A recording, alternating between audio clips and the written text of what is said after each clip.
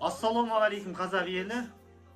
Біз Қазақстан Республикасының азаматтары халықаралық қазақ тілін қорғау және дамыту комитетін ашамыз деп жариялаймыз. Осы комитетке қосылам деген азаматтар, ұйымдар қосылам десе есік ашық.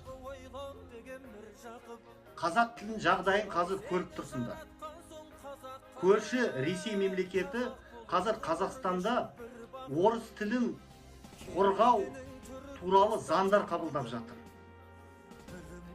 Біз қазақтар бұны халықаралық ұйым деп неге ашып жатырмыз? Өйткені қазақ тілі барша қазақ ұлтына ортақ тіл.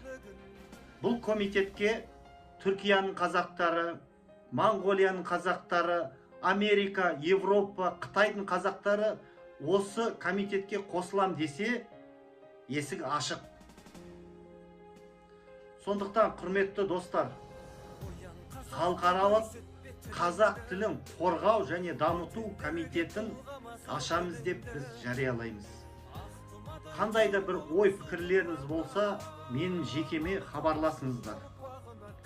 Ел болып, қазақ болып, ұлт болып, осы ана тілімізді сақтап қалмасақ, қазіргі жағдай өте қиын.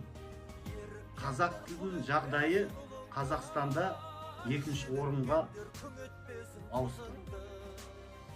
Ел болып ана тілімізді сақтап қалайық.